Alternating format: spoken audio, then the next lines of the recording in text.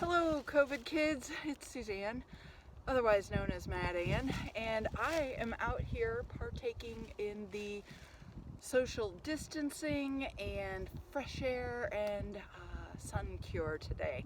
I don't really have a lot to say. I just thought I would share some thoughts I have with you. First of all, I'm super excited about my new pack and bedroll arrangement.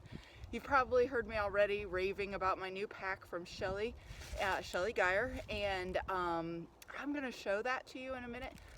But I want to show you now how I have it arranged, because truthfully, I'm telling you, this is the arrangement I've been waiting my whole life for. I have finally gotten a pack and bedroll setup that allows me freedom of movement. I'm in a park today, so I'm not carrying my rifle, but you can see I easily could, I can shoot, I can carry my gun, and I don't have to worry about my bedroll, my tump line sliding up my neck and choking me out. So I am telling you, I am so excited about this. The other thing is, I've already walked about, I think it's about 2 miles already, and I feel great. This is probably the first time ever that my arms aren't already like numb or a little bit shaky feeling.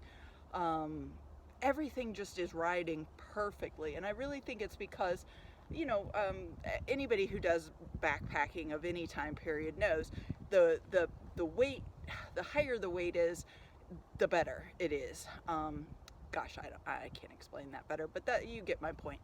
But the thing I will say, even though this rides perfectly, this does happen sometimes. See how it kind of rolls up and down? Now, I think I'm going to be able to show you how I can change that when I take it off. But I wanted to just bring up a couple of points that I've noticed as I've been walking today. First of all, as I said, you get that little bit of roll. Think about your weight and your balance, because it's off. There was a particular area where I was climbing today, and I literally had to get down on, not quite on my knees, but was, just kind of hand and foot crawling up the hill. And that balance was just a little different than I'm used to. And it was fine, except for when I went to stand up. When I stood up, I was like, whoa, because I have about 30 pounds. Maybe, I don't know, I'll have to weigh it again when I get home, but it's around 30 pounds. And so it throws things off. Just be aware of that. And like I said, I think there's a way I'm going to be able to reduce that a little bit, but we'll get to that. You'll notice that I took some lambskin, some wool pieces, and tucked them under my shoulders. Oh my God, what a huge, huge benefit that has been. I love it. Everything else, I've got a small canteen. This one is a little bit smaller than I wish it were, but I want to point out where it is located, or where it's riding, which is, maybe it could be just a little bit higher, but the thing is, it's in a good location. It isn't like bopping me on the leg or flopping around. It's high and tight. I could probably bring it up a little bit higher. A lot of you who wear a powder horn would say the same thing. Good practice with your powder horn and your shot pouch is high and tight. Some of you have heard me talk about getting rid of as many straps as possible while trekking. I feel very strongly about that, and that's why, and I didn't bring it today since I didn't have my rifle, but I am putting all my junk, my shooting stuff, in my pockets. I am not carrying my shooting bag. I am not carrying my powder horn. I have, Sarah Boyd made me this beautiful flat horn, and I gave her the dimensions of my pocket, and it fits perfectly inside there. And I can keep a little bullet bag and my tools, just simple things, right in my pockets. So for me, for my trekking purposes, I really like that. A couple other things I keep handy in my pocket. My compass. If I were not in, well, I was gonna say if I were not in woods that I know really well, I would have a map, but I think I've talked before. You've probably heard some of this already before. I've probably said it before. You've heard it from somebody else. But having a map is really important. Even if you don't have a map, at least having a compass and knowing how to use it is one of the many important things I recommend. So I'm going to try, without looking like a total lunatic, to show you more of my pack and bedroll setup. And let's see, well, there we go. I think this is going to be the easiest way for me to take it off and put it on when I'm in the woods. Whoop, yep, there we go. But notice I keep my bedroll tied tightly. I keep a separate strap. It's not part of my tump line, just so that no matter what, if I did what I just did, my bedroll isn't going to unroll and dump out on the ground. But what I really was excited about is showing you my new pack. It is so fantastic. I mentioned these, you know, it's great. I thought about sewing them on the straps. Not going to. Mainly because this way I have a pot holder and I can use it in other ways, and I can just hang on to them. So I'm not going to do that. I'm not going to sew those on. But I do want to show you how cool this pack is. Can you tell I'm excited? So a couple things. It has two straps with buckles. My previous pack only had one strap and buckle, and that was fine, but this is better. Oh, before I forget to mention it, this is a critical feature. I pick up my pack all the time like this. Oftentimes I pick it up like that. I also will be able to hang it. But anyway, just want to point that out.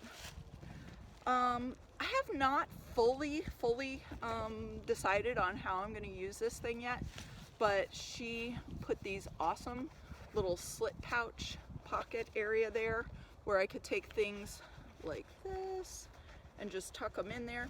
I'm kind of thinking I'm going to put some of my food in there, but I don't know, haven't really decided yet. You've probably heard me talk a million times about this. This is now my little toiletries and my first aid items. I did do a really cool thing earlier this year, a few weeks ago, I guess. I took a wilderness first aid class and I loved it. I'm not promising that I'm going to be the person that saves your life, but I feel a lot better about it. It was a tremendous class. It was 20 hours over 2 days, and it was intense. It was so crazy intense. I highly recommend it. It was by Solo, S-O-L-O, and the course instructor was Jeff Immel, I-M-E-L, I believe. And maybe in the comments or something, if I end up posting this, I'll link you to that. Because if you're going to spend time in the woods with a group of people, why wouldn't you? It was, I think, maybe $200 to take the class. Best $200 I've ever spent. Although I will tell you this, I've been trekking for about 10 years. Actually, this is my 10th year. And I have never, ever been afraid or thought, oh my God, what if this happened? Or what if that happened? Or another thing. And now that I guess I have an awareness of the things that could go wrong, I'm a little bit more fear of that. But I'm just gonna get over it. I've been waving this little thing around. I just thought I would show you it. I know a million of you guys have these. It's just one of those little Trekker candles. One thing that I did is add some tow. So when I'm going to start a fire, I just have a little extra here. You're gonna see I'm in a public park, so maybe you'll see the person walking by. Nope. But anyway, so cool Trekker candle kit. I just added a little bit of tow. You could, not a bad idea to just keep your whole fire kit in there. I think that might not be a bad idea. Of course, I'm having a little trouble. There we go, closing it back up. But anyway, neat thing. In my pack, I still have all my usual stuff, my kettle with my coffee and my cup inside. No need to go through all of this again because I know you've seen it a million times probably. But here's my fire kit with a bunch of tow. I need to make more char cloth, but I'm not going to do that today.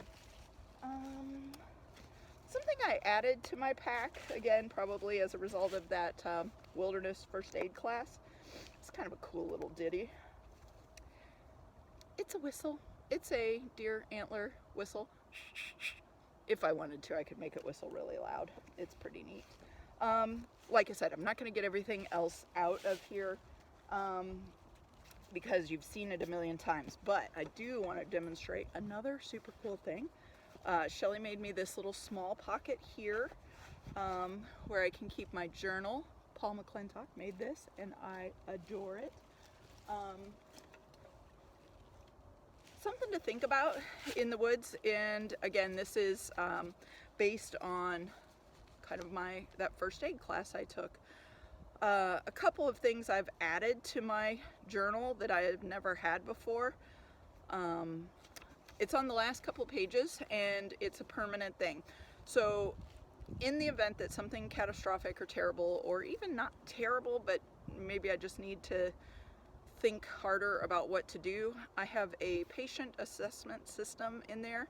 And just real briefly, it just reminds me to stop and survey.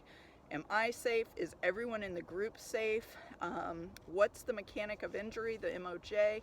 How did this person get hurt? And is there something around here that could hurt me or my friends in the midst of my trying to help this person? Looking at what's the best way to approach this person. If they have been bitten by a snake, is that snake still there?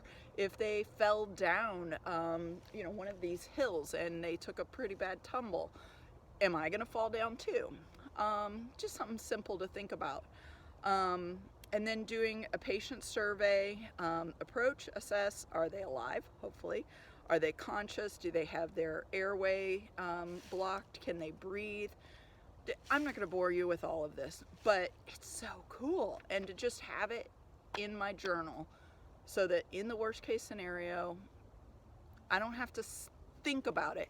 And you might think to yourself, oh, well, but you're going to have time to pull out your journal and go step by step. I would rather do that and take the moments that it might be to just refresh myself and say, all right, what happened? What can I do about it? And what are some basic procedures that I should follow? What are the vital signs, the circulatory? Anyway, it's not really what I planned to talk to you about today, but I just thought I would share it with you. I put a little, I am not an artist, in case you didn't know, but I have a little figure here where I can mark the injuries and timeline of when the injury happened. Let's, God forbid, say there was a severed limb. We can indicate the time, anyway, I'm not going to talk about all that anymore. There are better people to talk about it than me.